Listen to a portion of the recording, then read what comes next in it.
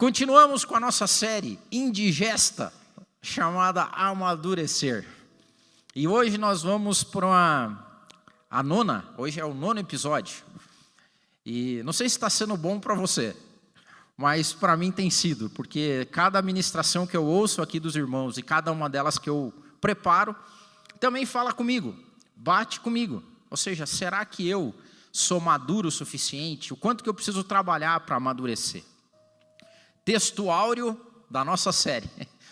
Primeira carta de Paulo aos Coríntios, capítulo 13, versículo 11, que diz o seguinte: quando eu era menino, falava como menino, sentia como menino, discorria como menino.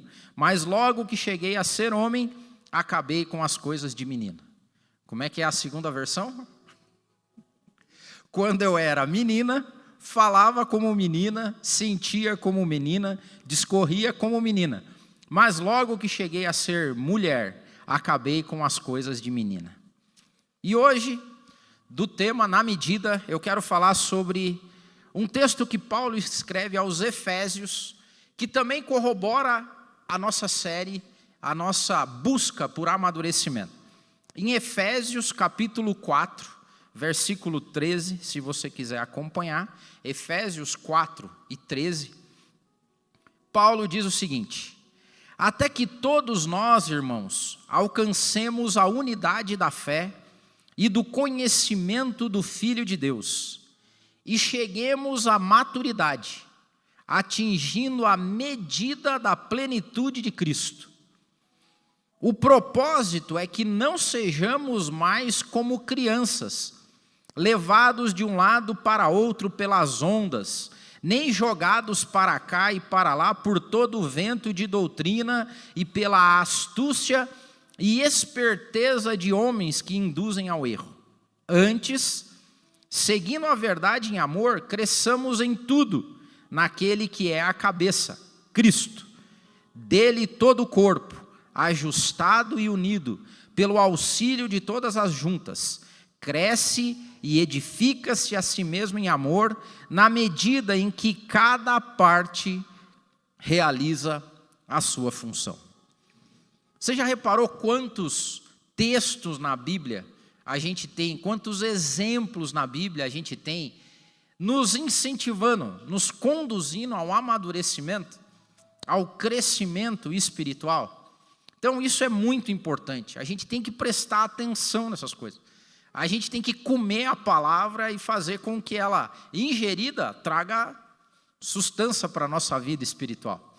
Para que a gente evolua, para que a gente experimente a vontade de Deus que é boa, perfeita e agradável. Tem gente que pode passar a vida inteira, já pensou? Que terrível isso?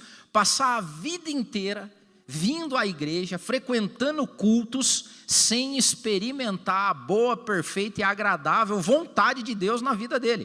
Por quê? Porque passou a vida inteira sem crescer, sem amadurecer. E hoje eu quero ir mais a fundo sobre as nossas fases espirituais. E aqui fica como avaliação, para ver em qual você está. E eu também fiz a minha avaliação para ver, isso aí é coisa de criança, isso aí é coisa de adolescente. Isso aí é coisa de adulto sem vergonha e vagabundo. Para a gente poder crescer, beleza? Então a primeira coisa que eu queria dizer é que, pelo que a palavra de Deus nos fala, e Paulo faz isso muito sabiamente, ele conecta as fases da vida cristã com o crescimento. Então, como ele escreveu aos Coríntios, como ele escreve aos Efésios, ele fala assim: irmãos, não sejam crianças. Nós não podemos permanecer na infantilidade espiritual. Cresçam. Vocês não podem ficar a vida inteira sendo tratado com leitinho, porque vocês vão ficar seres disformes, né? Você cresce no corpo, vai ficar tomando leitinho a vida inteira, você vai morrer. Não pode ser assim. Então, isso é um mandamento, isso é um princípio. Amadurecimento na vida cristã é uma ordem, um princípio, um valor, um alvo a ser buscado. Se não, vejamos, qual que é a primeira fase que ele fala aqui? A vida de criança espiritual. A fase onde você está no leitinho. E isso é normal quando alguém se converte ao Evangelho. Tanto que nós usamos a expressão, você tem que nascer de novo. Jesus, quando interpelado pelo sábio, falou assim, o que eu faço, Senhor, para herdar o reino? Ele falou, nasce de novo. Ele falou, mas como é que eu vou nascer de novo? Homem grande, como é que eu vou voltar para o ventre da minha mãe? E aqui Jesus conecta com o ensinamento de Paulo. Nós não estamos falando em termos físicos, nós estamos falando em termos emocionais e espirituais. Quando uma pessoa se converte a Cristo, ele é um novo nascido, ele é um bebê espiritual. Porque ele não conhece das coisas, ele nunca leu a Bíblia, ele não sabe de onde vem o ensinamento. Nós temos até que sempre ter o cuidado de não virar o pessoal que só fala o crentez, onde as pessoas que recém-chegadas da fé não entendem o que a gente está falando. Só que para essas pessoas a gente tem que explicar, você tem que dar tratamento como a um recém-nascido. O problema é quando essa pessoa nasceu, a gente foi dando leitinho e ela continua leitinho 10 anos, 15 anos, 20 anos, 30 anos e ela nunca evolui. E quais são os traços de que a gente vive uma infantilidade ou a infância espiritual? Primeiro, crianças são movidas por instintos. A criança, ela não tem julgamento racional, né? Lembro quando a gente estava tirando o João das fraldas, não é assim? É instintivo, você não tem até fisiologicamente. Deve ter acontecido comigo, com você, com todo mundo. Então o João às vezes esquecia que ele estava sem fraldas, ele, foi. Ou seja, é instinto. Criança é estimulada pelo instinto. Ela morde o coleguinha, porque ela ficou brava, ela vai lá e dá uma mordida no coleguinha, ou recebe uma mordida. Ela não divide brinquedo. Não é assim? Você pega? Às vezes o irmãozinho está brincando com um brinquedinho, ele vai lá e pega o brinquedinho do irmão, só para o irmão não brincar. Aí o irmão deixou de brincar, ele larga o brinquedinho e vai fazer outra coisa. Eu não quero que ele pegue, é ciúme. Necessidade de aparecer. Criança tem necessidade de aparecer, não é? Quando na nossa época, a gente não aparecia tanto, porque você levava um safanão. Hoje, com mídia social, criança virou então o centro das atenções. Tem perfil, vem na sala, faz dancinha, todo mundo manda no WhatsApp, os vô acham uma coisa linda, tal. Criança tem necessidade de aparecer. Então, instinto faz parte da infância. Agora, quando a gente leva isso para o lado espiritual, você começa a identificar a infantilidade espiritual desse jeito. Quando mexeram no meu brinquedo,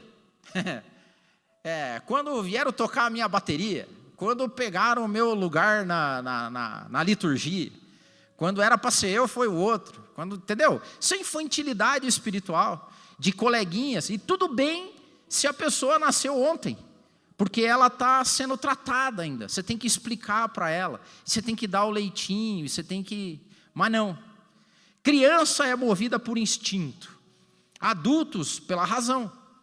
Você segura até onde dá, né? Você fala assim, não vou fazer xixi nas calças aqui. Você tem racionalidade para lidar com a sua fisiologia, com os seus instintos. Criança não tem isso. Qual que é a outra característica de criança? Ingenuidade. E quando você está começando na vida cristã, você é ingênuo. Você não sabe, por exemplo, das astutas ciladas do inimigo. Então, como o Paulo diz aqui, não seja como criança sendo levado de um lado para o outro, conforme as ondas, conforme a maré, conforme o que algum fala. Tem pessoas que são levadas por isso. E o que a gente fala quando a pessoa é criança? Cuidado, não fale com estranhos. A gente não fala isso. Não fale com estranhos. Não aceite doce de quem você não conhece. Você não pode sair na rua pegando bala e docinho de todo mundo que passa por aí. Problema que nós vivemos hoje. Todo dia as crianças espirituais estão recebendo bala e doce de todo mundo que elas nunca viram na vida. Acessa o YouTube, o Instagram e dá-lhe doce, dá-lhe tudo quanto é sorte de coisa. E a criança espiritual vai comendo aquilo sem saber da onde veio, fez. E a gente fala, não, cuidado. Então é normal que quando uma pessoa é criança espiritual, você tem que explicar para ela, falar, deixa eu te explicar o que essa pessoa aí que falou para você isso aí não tem nada a ver com a base bíblica.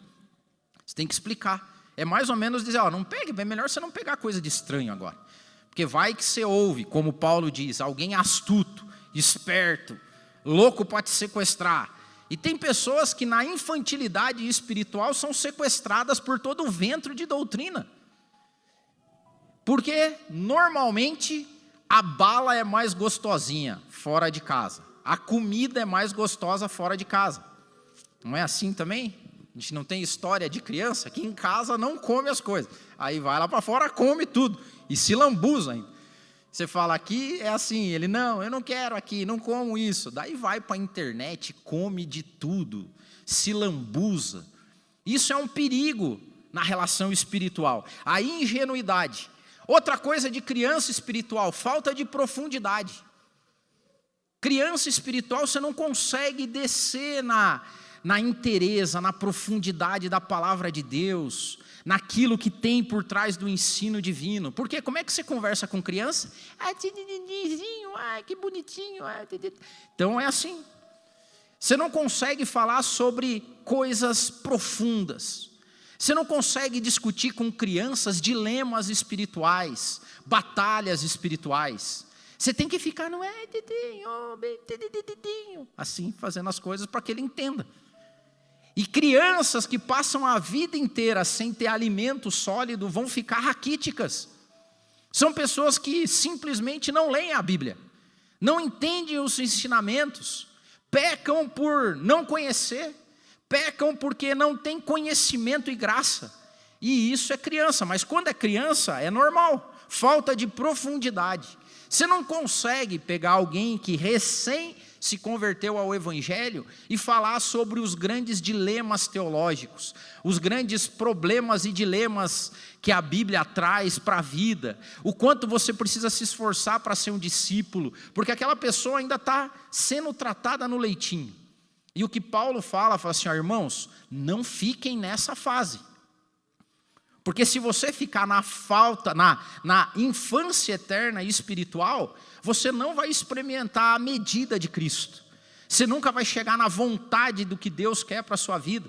E a sua vida vai ser uma vida disforme. Uma vida que não produz, porque outra característica, criança não produz. Criança não trabalha. Criança vive de sustento eterno. Criança vive de cuidado. Não põe o dedinho na tomada. Se botar o dedinho na tomada, vai levar choque. Não ande com fulaninho. Não faça isso, não faça aquilo. Falta de responsabilidade. Que é normal, criança não pode ter responsabilidade. É uma irresponsabilidade você colocar responsabilidade na mão de uma criança. Porque que reino não avança em algumas igrejas e algumas comunidades? Porque você não consegue colocar responsabilidade em criança, seria um erro. Por que alguns movimentos dão errado? Que é o movimento de inchaço de algumas igrejas. Porque pegam pessoas que são crianças espirituais e falam assim, lidere essa galera aqui, ensine eles. Como é que uma criança pode ter responsabilidade para ensinar a outra?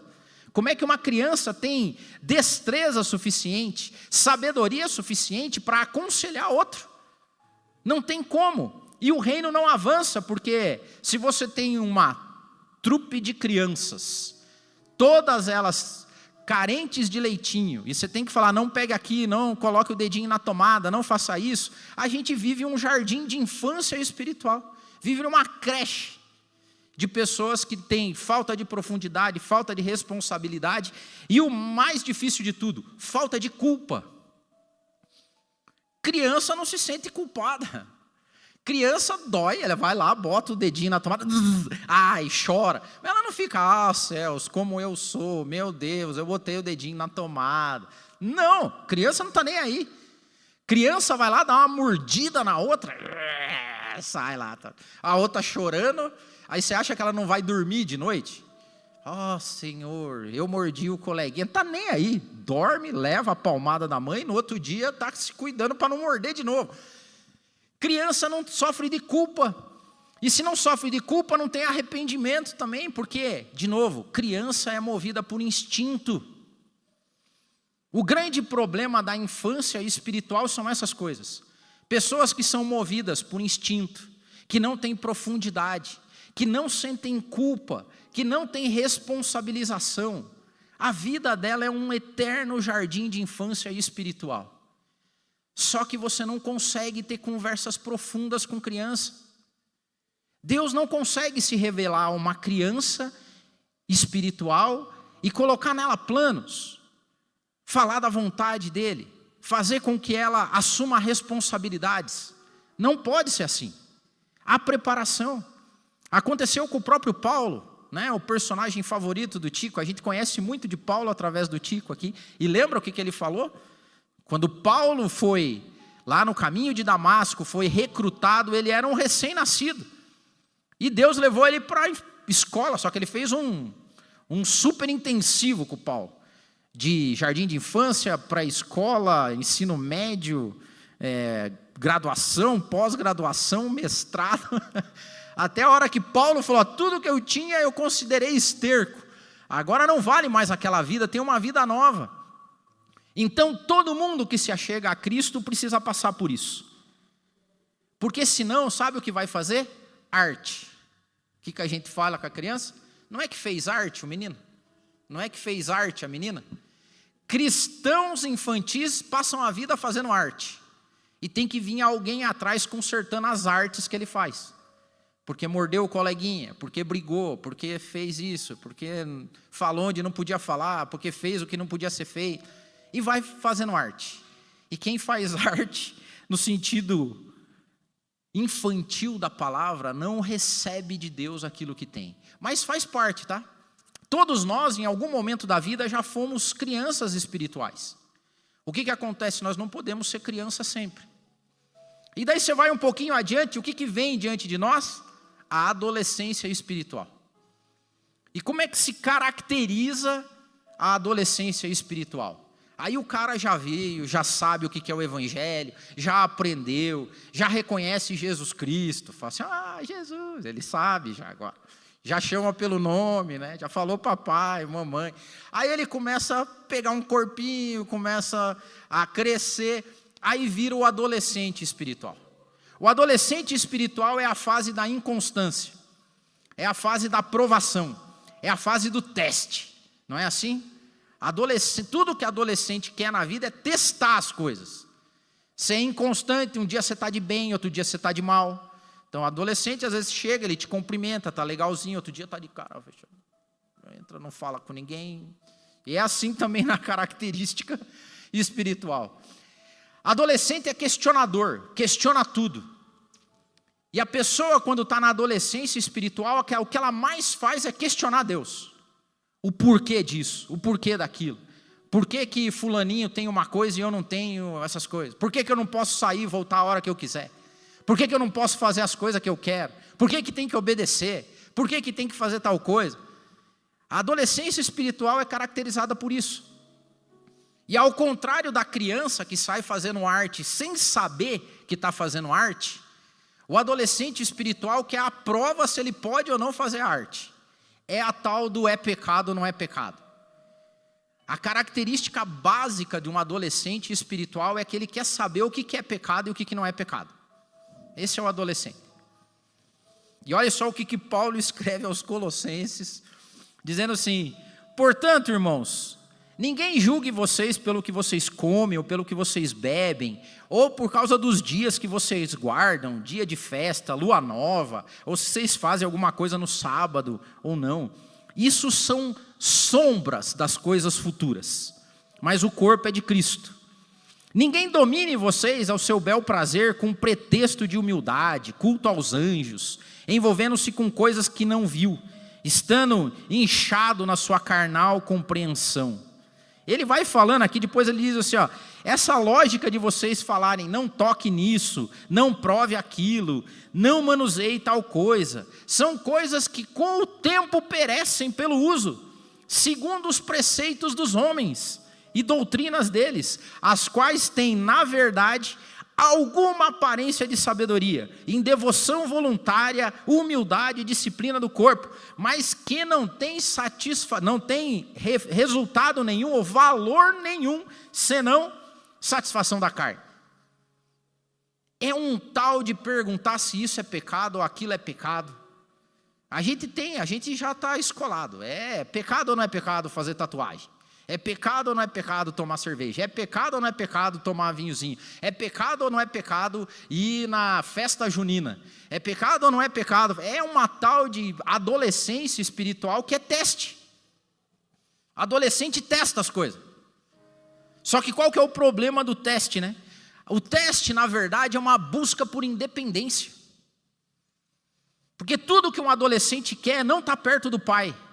Tudo que um adolescente quer é não estar submisso a autoridade nenhuma. Então, quando alguém está perguntando se isso é pecado, aquilo não é pecado, ele está testando para saber até que ponto ele pode ser independente. Até que ponto ele pode fazer as coisas e ele não ir para o inferno. Esse é o medo do pecado, não é pecado. Até que ponto eu posso ir para eu não ir para o inferno? Se aqui não é para o inferno, a gente podia ter regra, né? Tatuagem de até 2 não vai para o inferno. Se tiver 2 centímetros, não vai para o inferno. Fechou a perna, inferno absurdo esse. O Johnny está... ele vai parar. É um tal, né?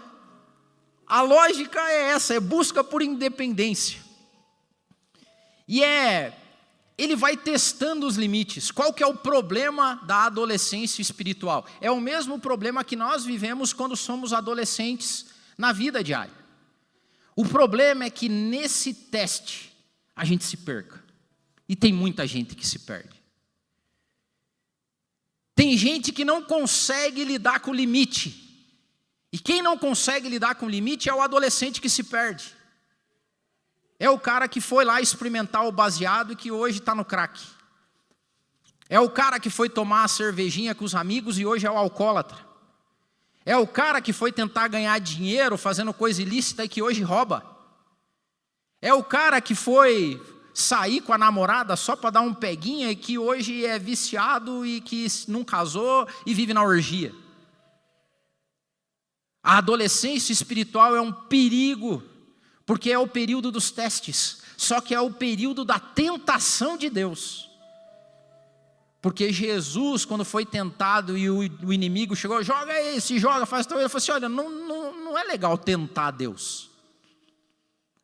Não deveria tentar Deus.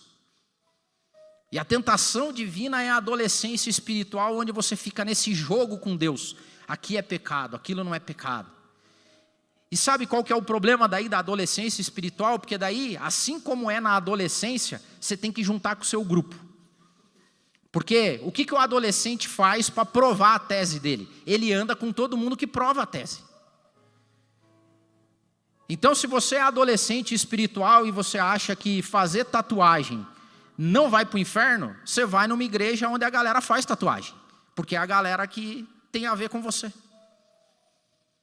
Se você é adolescente e você acha que não, isso aí é pecado, você vai para a igreja da galera que acha que aquilo é pecado também e você se junta no seu grupo. É adolescente. Quando nossos filhos estão ficando adolescentes, você fica na dúvida, o que ele vai ser, hein? Vai ser surfista, vai ser roqueiro, vai ser Mauricinho, vai ser emo, vai ser o quê? Porque as crianças vão tomando um jeito. Só que você já reparou que a adolescência passa e depois nós ficamos tudo igual?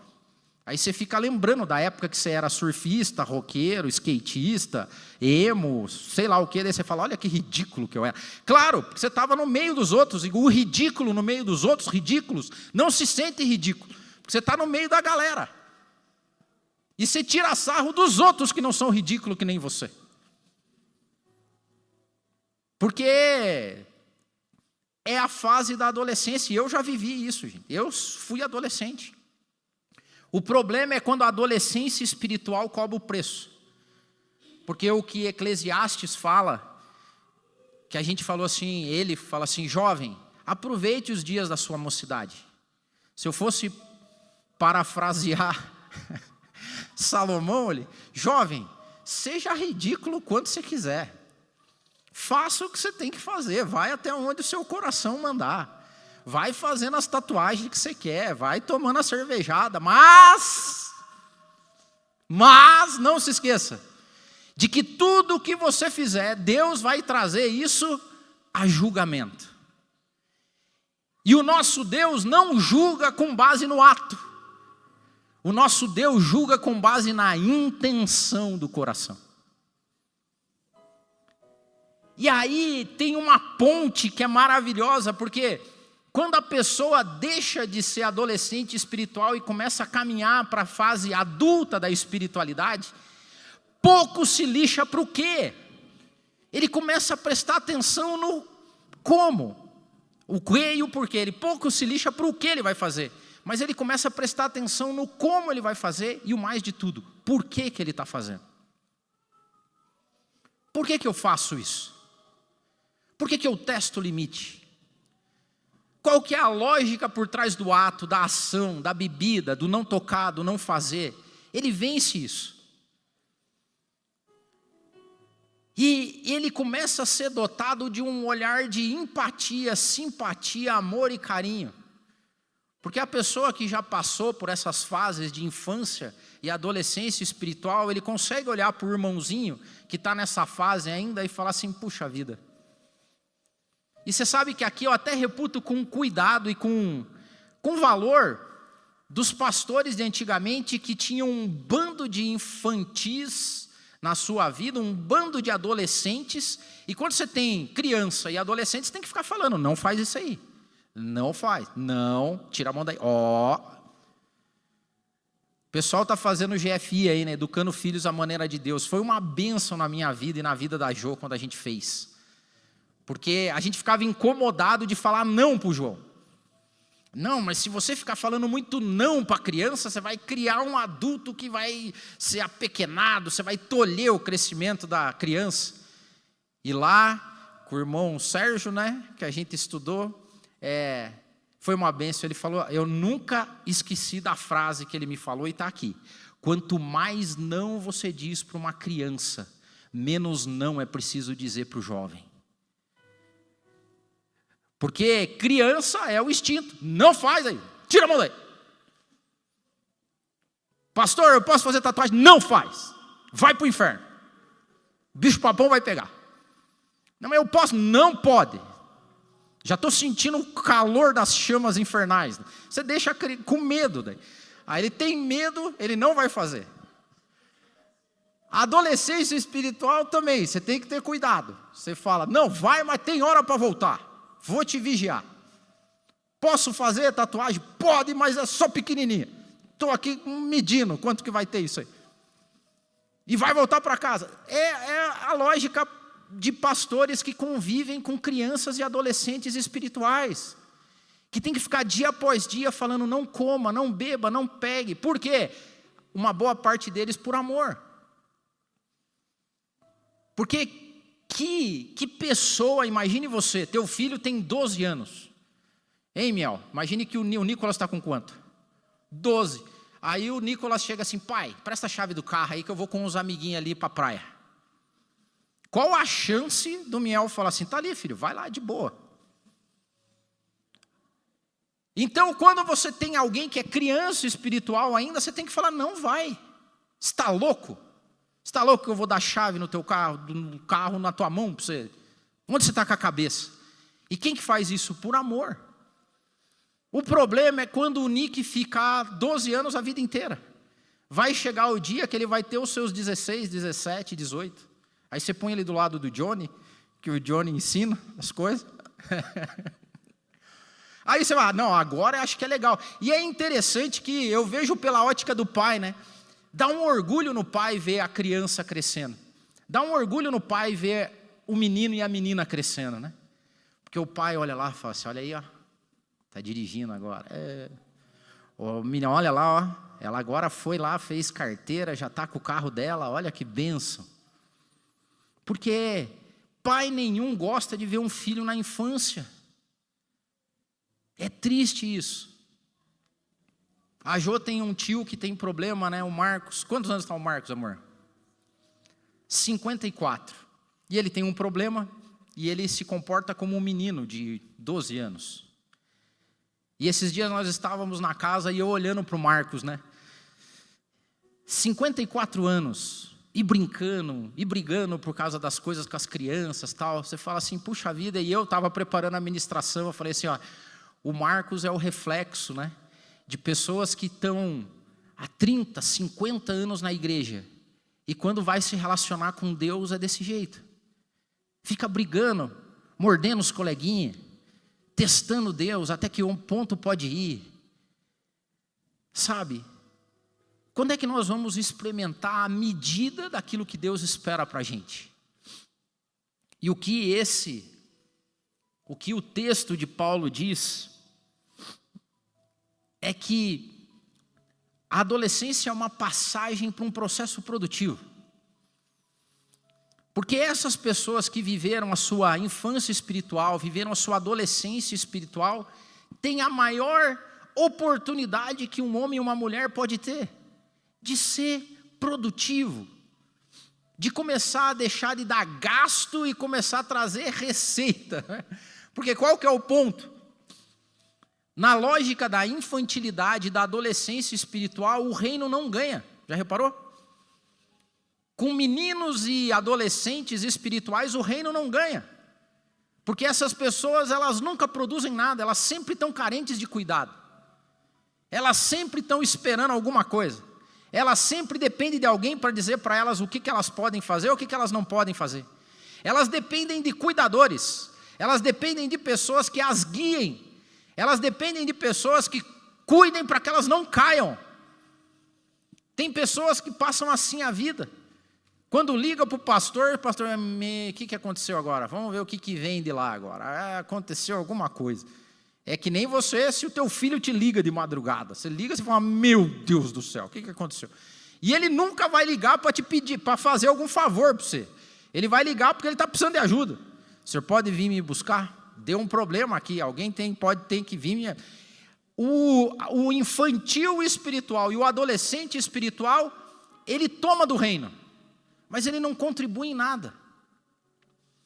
E o que Paulo diz aqui no final do texto é o seguinte, olha, ele diz que o corpo, e ele faz a analogia com o corpo vai crescendo, o corpo vai se edificando, o corpo vai ficando forte, as juntas vão tomando o seu lugar, e ele diz que o corpo cresce, se edifica, tendo Cristo como cabeça, e ele termina o seguinte, na medida, e ele fala assim, sabe quando você vai crescendo? O João, quando era pequenininho também, ele queria saber quanto que ele estava medindo, a gente colocava lá, todo pai faz isso, né, também, mãe, fica lá, encosta na parede, faz um risquinho, estou crescendo, hein, estou crescendo, tá, Aí chega um momento que não cresce mais, né, chega um momento que parou, aí deu o que tinha que dar, é a medida. E Paulo escrevendo esse texto, ele diz qual é a medida. E ele colocando tudo isso, fala, irmãos, não fiquem crianças, não fiquem rodando para lá e para cá, não fiquem nessa aí de ser jogado de lá para cá, falta de responsabilidade, não fiquem nessa vida, não fiquem nessa adolescência, perguntando se isso é pecado, se aquilo é pecado, se isso pode, se aquilo não pode. Irmão, você tem que crescer. E daí ele fala, até que você atinja a medida. Na medida em que cada parte do corpo realize a sua função. Sabe quando que você cai a ficha, que você fala assim, eu cresci espiritualmente? Quando você começa a trabalhar. Aí a maturidade espiritual, ela é tangibilizada no reino quando você começa a trabalhar para o reino. Quando você começa a ter sentido de vocação, de chamado. Porque a hora que o trabalho vem, é a hora que você abandona as coisas de menino e as coisas de menina. Porque você já não tem mais tempo para ficar pensando, será que se eu tomar isso aqui eu vou para o inferno? Será que se eu fizer isso vai dar para o inferno? Você não tem tempo, porque você está trabalhando. E no processo de trabalho e de construção, você vai olhando para trás e fala assim, que ridículo que eu fui. E glória a Deus por isso, porque a fase da infância passou, a adolescência passou, e você olha para o teu pai e fala, o que nós vamos fazer agora? O que eu vou produzir? O que vai ser para mim agora?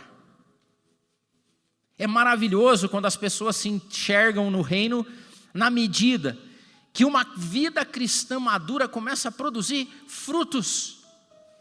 Porque agora você não é mais o que era cuidado, você é o que cuida.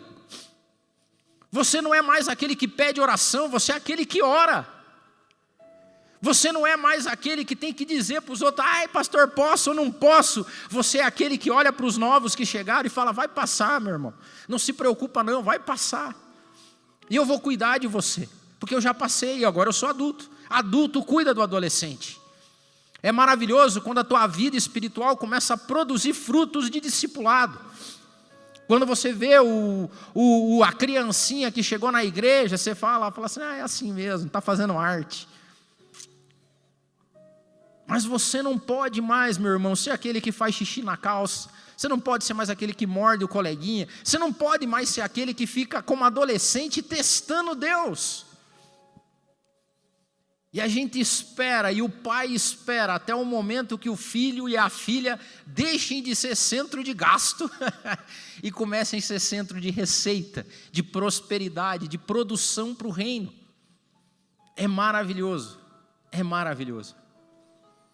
Eu não sei o que você tem produzido,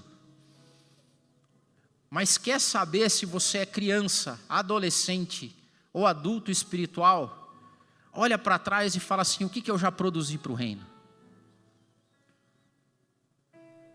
Quantas pessoas eu cuidei? Por quantas eu orei? É interessante isso também, porque na maturidade espiritual, quando você é criança, você nem ora. Nem ora, porque criança nem sabe orar. Criança ou fica pedindo, né? Então, mas tem a ver com ela. Quando você vai para a fase adolescente, é fácil ver uma oração adolescente. Porque quem ora a oração de adolescente, ora pedindo as coisas e testando o pai. É um tal de porquê, se o senhor fizer isso, se fizer aquilo, se não sei o que lá, o outro. Quando você chega num nível de maturidade espiritual, você ora pelos outros. Você chega lá e fala: Senhor, que vai? Deixa eu orar aqui, deixa eu lembrar do fulano, do Beltrano. Você começa a orar pelos seus filhos. Você já não ora mais por você, você ora pelos outros, é a intercessão. É Daniel que estava numa alta posição, se retirava para orar, e você vai olhar as orações de Daniel, ele não pede nada para ele. Ele está orando, intercedendo pelo povo, ele está pedindo pelos outros, ele está produzindo para o reino. Irmãos, nós precisamos evoluir e produzir. O mundo não vai evoluir em termos de sal, de tempero, de luz, se a gente ficar com as nossas loucas ilusões juvenis espirituais. Pare de testar Deus, pare de viver uma infantilidade, se aliste, se coloque à disposição. Um belo dia, quando eu tinha 14 anos, o pai chegou para mim e falou assim: você vai estudar de noite agora. Eu falei: ué, o que deu na cabeça? De manhã tá legal, vou de manhã para aula, almoço, durmo à tardezinha, de tarde dá para jogar uma bolinha. Aí o pai falou assim: não, então, 14 anos, agora você vai estudar de noite. E na hora eu já pensei assim, né? Falei: pô, legal, dá para dormir até mais tarde, então eu nem preciso ir. À noite é que vai ficar complicado. Aí o pai falou: não, então, além de estudar de noite, você vai trabalhar de dia. Onde é que esse velho está com a cabeça? O que ele está pensando? E quando eu olho para trás, o fato do amadurecimento fez eu chegar onde eu estou hoje. Porque o meu pai, sabiamente, olhou e falou assim: filho, a medida que eu espero para você não é essa medida aí. Não é a medida de adolescente, não é a medida de criança. A medida que eu espero de você é de um homem. Da mesma forma que a gente olha para as nossas meninas e fala: filha, a medida que eu espero de você não é essa daí. A medida que eu espero de você é de uma mulher. Deus deixou uma comissão nesse mundo. E a comissão dele é de trabalho, é de produção. é de entrega. Não é dessa vida pequena de criança e adolescente espiritual. Cresçamos até o dia que a gente possa experimentar a boa, perfeita e agradável vontade de Deus. E a vontade de um pai é suceder. A vontade de um pai é chegar até o dia e falar assim: toque você, faça você. Você cresceu. Chega o dia que o pai tem conversa de homem com o filho. Chega o dia que a menina tem conversa de mulher com o pai e com a mãe. E a conversa de homem com homem é diferente da conversa de um adolescente com homem. Quando a gente chegar diante de Deus com conversa de homem, com conversa de mulher, a sucessão vem. A herança vem. O recurso vem. A prosperidade vem. Porque o pai diz: pode pegar a chave do carro. Papai confia em você. Papai confia em você. Se coloque em pé.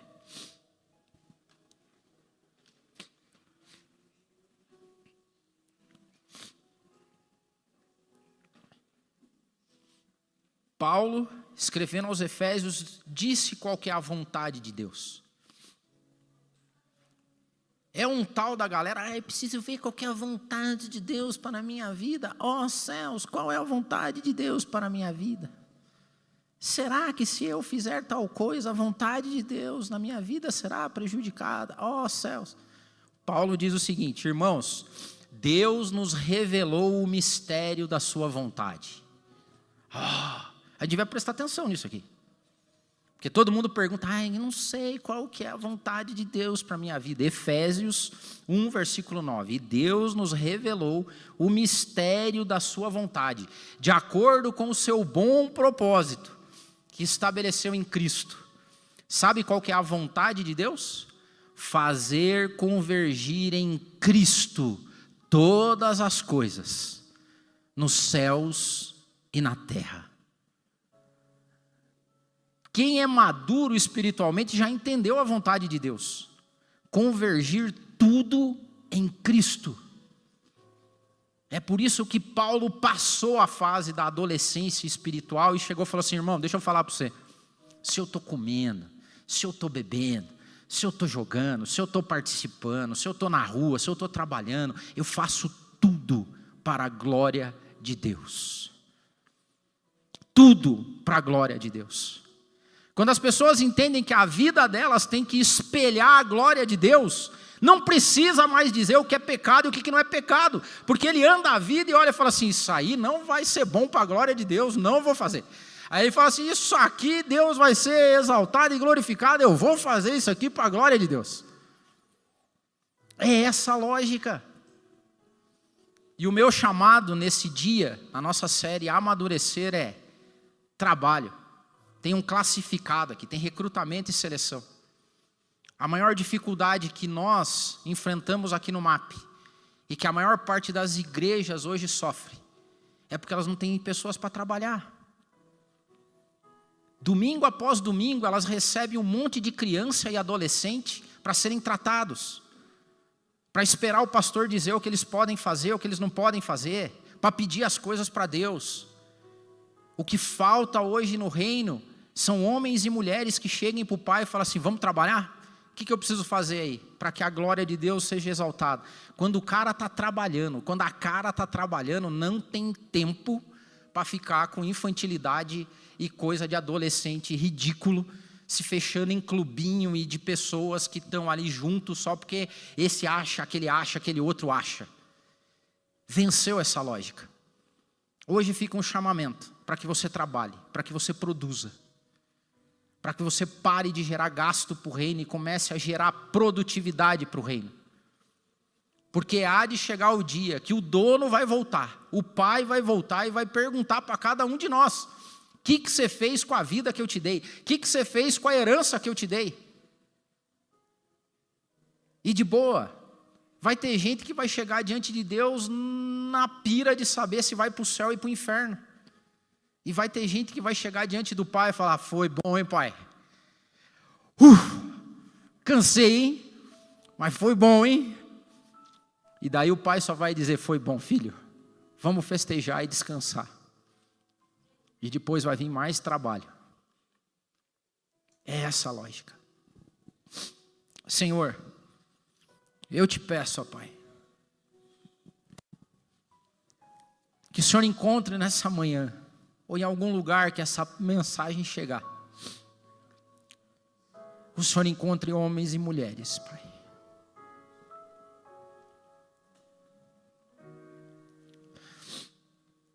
Eu oro para que o Senhor encontre homens e mulheres. Eu oro para que o Senhor encontre força produtiva, Pai amado. Eu oro, Espírito Santo, para que o Senhor sonde corações e vidas nessa manhã. Que o Senhor definitivamente faça com que a gente abandone coisas de menino e de menina. Que a gente deixe para trás, ó Pai, a nossa adolescência. E que a gente se converta em trabalhadores e trabalhadoras. Muda, Pai, a nossa escola. Nos tira do jardim de infância, Pai amado. Nos bota para estudar de noite, porque durante o dia a gente vai trabalhar. Nos encha da Tua graça. Fortalece, Pai. Nos faz produzir, Pai, eu te peço. Nos faz entregar mais do que a gente recebe. Porque tudo é Teu. Não nos deixe ser contado com vergonha, ó Pai, de cristãos e cristãs hoje que só servem de piada nesse mundo, Deus amado. Que tristeza é ver isso. Que tristeza é ver que a maior parte dos cristãos hoje são fonte de piada para esse mundo. Simplesmente porque não produzem, ó Pai. Vivem dilemas infantis. Vivem dilemas de adolescentes que não sabem para que lado vão cair, para onde vão fazer, o que vão comer, beber. Ah, Deus, a gente quer passar isso. E a gente te pede, Espírito Santo, nos faz crescer. Eu te peço que o Senhor se revele diante desses irmãos, da nossa comunidade. Nos diz qual que é o trabalho que deve ser feito, ó Deus amado. Nos inspira a ser produtivos. Nos inspira, Pai. Assim como um menino que quando vai crescendo tem o prazer em pagar a primeira conta de água da casa. Sente prazer em trazer o seu salário para dividir. Ah, Deus amado, nos enxergue como homens e mulheres cheias do Teu Espírito Santo. É o que eu te peço em nome de Jesus. Amém.